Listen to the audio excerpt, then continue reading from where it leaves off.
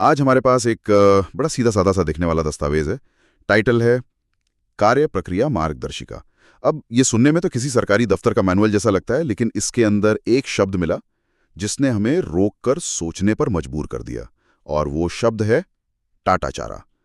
तो आज का हमारा मिशन इसी एक शब्द के इर्द गिर्द घूमेगा। ये सिर्फ एक शब्द नहीं है, ये एक पूरा कॉन्सेप्ट है। इसका मतलब क्या है, और ये हमारी रोजमर्रा की जिंदगी में सिस्टम्स, रूल्स, प्रोसेस, इन सबको देखने के नजरिए के बारे में क्या कहता है। हम सिर्फ इसके डिक्शनरी मीनिंग पर नहीं रुकेंगे, बल्कि इसके पीछे की जो पूरी फिलॉसफी है उसको समझने की कोशिश करेंगे। बिल्कुल।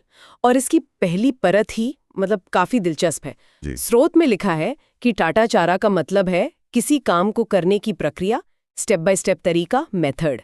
अब यहाँ रुकने वाली बात यह है कि एक ही चीज को समझाने के लिए 3 अलग-अलग तरीकों का इस्तेमाल क्यों किया गया है। हाँ, ये मैंने भी नोटिस किया था। पहले प्रक्रिया, फिर स्टेप बाय स्टेप तरीका, और फिर मेथड। ये थोड़ा अजीब लगा। अजीब है, पर मुझे लगता है बहुत सोचा समझा हुआ है। देखिए, प्रक्रिया एक बहुत फॉर्मल, शुद्ध हिंदी का शब्द है। स्टेप बाय स्टेप तरीका एकदम आम बोलचाल की भाषा है, कोई भी समझ सकता है। और मेथड उन लोगों के लिए है जो अपनी बातचीत में इंग्लिश वर्ड्स ज्यादा यूज करते हैं। ये दिखाता है कि ये जो गाइड है, ये किसी एक तरह के इंसान के लिए नहीं, बल्कि सबके लिए बनी है।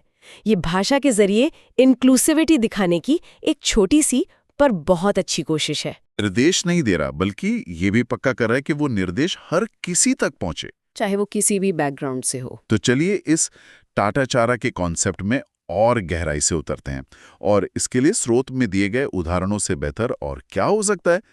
पहला उदाहरण है टाटाचारा फॉर्म भरने का।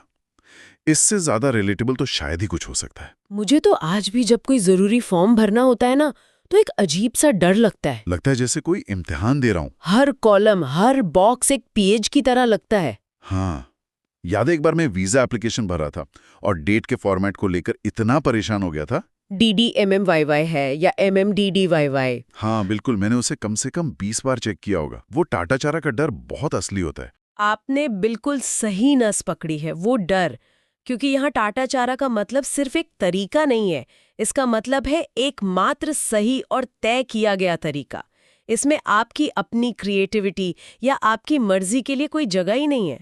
आपको दिए गए नियमों का 100% पालन करना होता है। हाँ, एग्जैक्टली। और ये एक तरह से आपकी आज्ञाकारिता का टेस्ट भी है ना? मतलब सिस्टम आपकी रिक्वेस्ट पर विचार करने से पहले ये जानना चाहता है कि क्या आप दिए गए निर्देशों को ठीक से फॉलो भी कर सकते हैं या नहीं।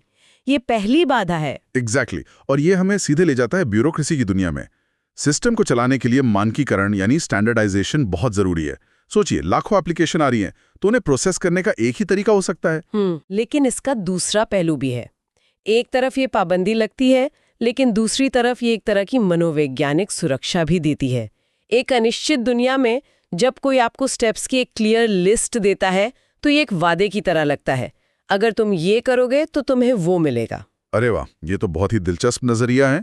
मतलब टाटाचारा खैस का एक इलाज है, भले ही वो कभी कभी हमें बंधन जैसा महसूस हो। बिल्कुल, क्योंकि एक छोटी सी गलती, जैसे नाम की स्पेलिंग में एक अक्षर का फर्क या गलत जन्म तिथि, हाँ, और उसका नतीजा बहुत गंभीर हो सकता है। बहुत गंभीर।